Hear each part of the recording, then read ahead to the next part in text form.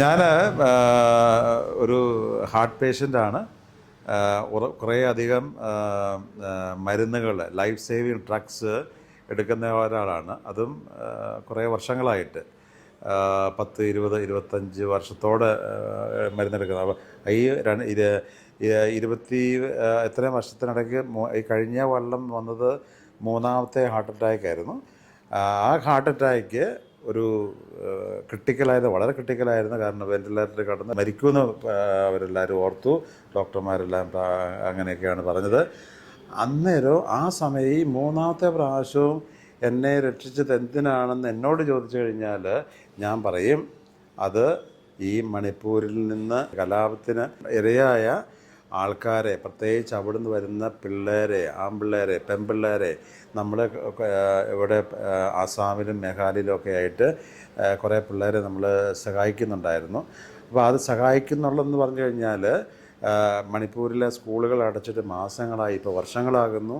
ആ സ്കൂളുകളിൽ പഠിക്കുന്ന പിള്ളേരെ അവരുടെയൊക്കെ ആ ദയനീയ ജീവിതം കാണുമ്പം എനിക്ക് ഒരിക്കലും ഒരു ദിവസം പോലും ഒരു രാത്രി പോലും ചുമ്മാതിരിക്കാനായിട്ട് പറ്റിയിട്ടില്ല. അപ്പം ഈ പിള്ളേർക്ക് വേണ്ടിയിട്ടാണ് എനിക്ക് ഈ ജീവിതം തന്നെന്നുള്ളത് എനിക്ക് സ്പഷ്ടമായിട്ടറിയാം. കാരണം ഞാൻ വെൻറ്റിലേറ്ററിൽ കിടക്കുന്ന സമയത്ത് എനിക്ക് പൂർണ്ണമായിട്ട് അറിയാം, എൻ്റെ വേദന എനിക്കറിയാം. പക്ഷേ എൻ്റെ വേദന മറ്റുള്ളവരോട് പറയാനായിട്ട് എനിക്ക് പറ്റുന്നില്ല. കാരണം എൻ്റെ വായിക്കൂടെ പൈപ്പും അതൊക്കെയാണ്. അന്നേരം എൻ്റെ മനസ്സിലുണ്ടായിരുന്ന ഈശോ ചെയ്ത എന്തൊക്കെ കാര്യങ്ങളാണ്. ഈശോ മറ്റുള്ളവർക്ക് വേണ്ടിയിട്ട് പ്രാർത്ഥിച്ചു. മാതാവിനോട് പറഞ്ഞു, ഇതാ നിൻ്റെ മകൻ. യോഹന്നാനോട് പറഞ്ഞു, ഇതാ നിൻ്റെ ഇതെൻ്റെ. അപ്പം ഞാനത് ചെയ്യാനായിട്ട് നോക്കി. ആദ്യം എൻ്റെ അമ്മയെ ഞാൻ സമർപ്പിച്ച് പ്രാർത്ഥിച്ചു. എൻ്റെ അനിയന്മാരെ, എൻ്റെ നീസുമാരെ, അനിയത്തിയെ, പിന്നെ എൻ്റെ മറ്റു കുടുംബാംഗങ്ങളെ, അവരെയൊക്കെ ഓർത്ത് പ്രാർത്ഥിച്ചപ്പോൾ എനിക്ക് എൻ്റെ മനസ്സിൽ യാതൊരു ബുദ്ധിമുട്ടുമില്ലായിരുന്നു.